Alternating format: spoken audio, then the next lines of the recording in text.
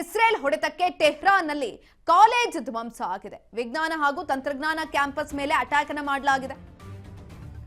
Israel ಹೊಡೆತಕ್ಕೆ ಟೆಹ್ರಾನ್ನಲ್ಲಿನ college ಧ್ವಂಸ ಆಗಿದೆ. ವಿಜ್ಞಾನ ಹಾಗೂ ತಂತ್ರಜ್ಞಾನ ಕ್ಯಾಂಪಸ್ ಮೇಲೆ ಅಟ್ಯಾಕ್ ಮಾಡಿರುವಂತದ್ದು.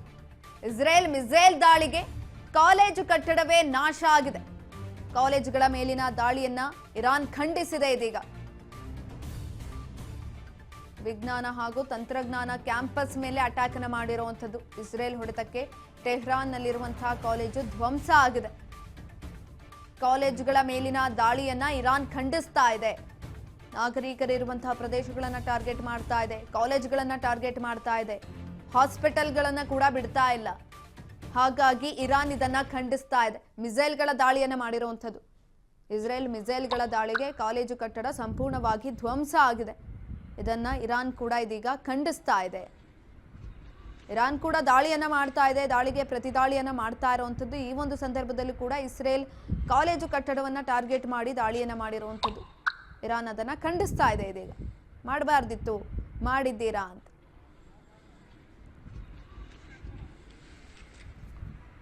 ಇಸ್ರೇಲ್ ಹೊಡೆತಕ್ಕೆ ಟೆಹ್ರಾನ್ನಲ್ಲಿ ಇರುವಂತಹ ಕಾಲೇಜು ಧ್ವಂಸ ಆಗಿರುವಂಥದ್ದು. ಇನ್ನೊಂದು ಕಡೆನಲ್ಲಿ ಪರಮಾಣು ಆತಂಕ ಕೂಡ ಶುರುವಾಗ್ತಾ ಇದೆ. ಇರಾನ್ ಮೇಲೆ ಇಸ್ರೇಲ್ ಹಾಗೂ ಅಮೆರಿಕ ಪರಮಾಣು ದಾಳಿಯನ್ನ ಮಾಡಬಹುದು ಅನ್ನುವಂಥ ಲೆಕ್ಕಾಚಾರವನ್ನ ಕೂಡ ಇದೀಗ ವ್ಯಕ್ತಪಡಿಸಲಾಗ್ತಾ ಇದೆ. ಈ ಒಂದು ಸಂದರ್ಭದಲ್ಲಿ ಟೆಹ್ರಾನ್ನಲ್ಲಿರುವಂತಹ ಕಾಲೇಜ್ ಮೇಲೆ ದಾಳಿಯನ್ನ ಮಾಡಿರುವಂಥದ್ದು. ಮಿಸೈಲ್ಗಳ ದಾಳಿಯಿಂದ ಕಾಲೇಜ್ ಕಟ್ಟಡ ಸಂಪೂರ್ಣವಾಗಿ ಭಸ್ಮ ಆಗಿದೆ, ನಾಶ ಆಗಿದೆ.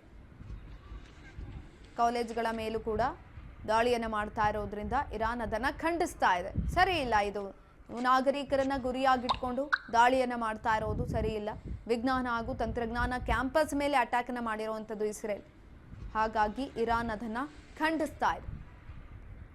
ಕಾಲೇಜುಗಳ ಮೇಲಿನ ದಾಳಿಯನ್ನ ಇರಾನ್ ಖಂಡಿಸ್ತಾ ಇರುವಂಥದ್ದು. ಇನ್ನೊಂದು ಕಡೆನಲ್ಲಿ ಪರಮಾಣು ಎಚ್ಚರಿಕೆಯನ್ನ ಕೂಡ ಕೊಡಲಾಗ್ತಾ ಇದೆ.